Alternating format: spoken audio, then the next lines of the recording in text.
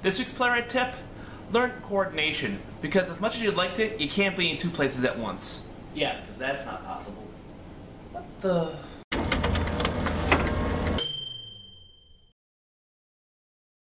So this week, I can't really go into most of the week because everything happened on the weekend. See, what was happening was that I was part of this thing called Overnight Sensations down here at Holland University in Virginia, where playwrights get a number of prompts on Friday night and then Saturday night. Those plays are presented, mostly memorized and performed and directed and whatnot. And it was crazy. Meanwhile, in New York, we had a cabaret going on. The cabaret is a fundraiser for my Fringe show. It's called Art Isn't Easy, and I'll get to that in a minute. But first, Friday night we had Overnight Sensations where we pulled prompts. Mr. Playwright, here I am at the opening reception of Overnight Sensations. Actors, playwrights, directors gathering together in 24 hours. 26 hours, we will have a brand new 10-minute play, fully staged, written by me and 5 other playwrights. Alright, who wants to go first? Who's somebody be first? Ladies first. Thank you, guys. Playwright Chronicles lies in front of you, and soon will be limited by your choice. Limit yourself. Okay, so I've met my cast. It's been awesome. Here's what I have. Okay, I got my director is Art Bareka. Be jealous. The theme is Beauty of Simplicity. It takes place on a cruise ship, and it's supposed to be a murder mystery. Crazy. So after I got my prompts, I headed to the library and I started working on it. Okay, so I am here in the Wyndham Robertson Library. Writing myself a little play. And yeah, tons of fun. The idea I had was, well, I got a cruise ship and a murder mystery, and I thought, what's the most famous cruise ship in the world? The Titanic. So I wrote a play called The Last Secret of the Titanic, which is about a bunch of people trying to audition to perform in the first class lounge for First Officer Murdoch and Captain Smith. It's about 10 o'clock, and I just finished writing my piece for Overnight Sensations. Yay! Tomorrow will be fun. It's about 8 a.m. on a Saturday. We are gathered in the theater at Holland University, where directors and writers will meet and get their scripts together. It's gotta be a fun day. At the moment, my director, Art Bareka, is looking over my script. A little unnerving, but we'll see what... we'll see what happens. I gotta come up with a new phrase. Or the chips may fall.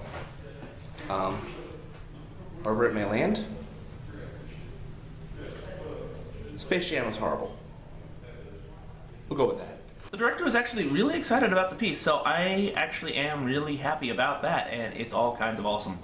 So after that, after meeting with the director, we get the cast together and we're going to rehearsals. And while they're rehearsing, I'm in constant communication with New York, trying to figure things out, a few marketing things we had to do for the Fringe, and getting the cabaret up. The cabaret took place at the duplex, and, well, they got some footage of it and sent it down to me. I didn't get a whole lot because, you know, transferring over the internet is not as easy as one would think. So, let's see what happened in New York during their tech rehearsal.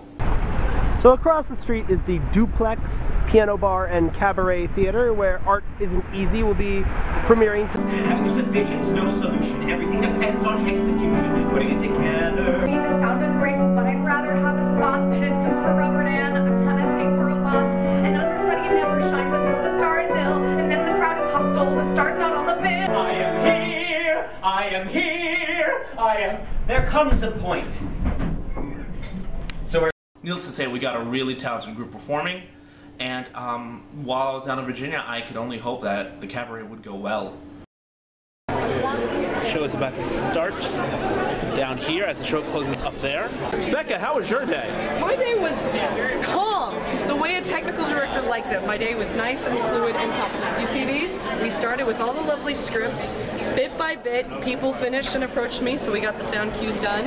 And tech went, actually every person took 10 minutes for tech, and we went through it and we were done. And I'm Marshall, and I'm still smiling, which I would be doing anyway, but with a lot more caffeine. So yes, it's gone very, very well. We've been knocking on wood, or wood. I think it's plaster. Wood, this is wood all day. And Ricky is fabulous, and I'm very blessed. I'm giving myself my own title. I am the lighting god. because I'm only allowed to say this now. I will not be when I walk out these doors. Overall, both shows are a massive success. I mean, people really responded to my work in Overnight Sensations, and it was awesome, and people really responded, and they laughed, which is always important. Meanwhile, in New York, it's supposed to be a fundraiser for my Fringe show, and not as many people as we needed showed up. So right now we're in a bit of a challenge. We have to raise a good chunk of money for marketing purposes and production purposes over the next couple of weeks, and that's going to be a massive challenge for us. My next week's video is going to be about fundraising, because I'm just figuring that out now, of how to do that very quickly in a very short amount of time, and I'll get to that next week. But in the meanwhile, you know, I had 2 shows go up in 2 different states at the exact same time, and it was exciting and it was awesome, and we pushed forward. By the way, how is it that you're here? Wibbly wobbly, timey-wimey. Ah.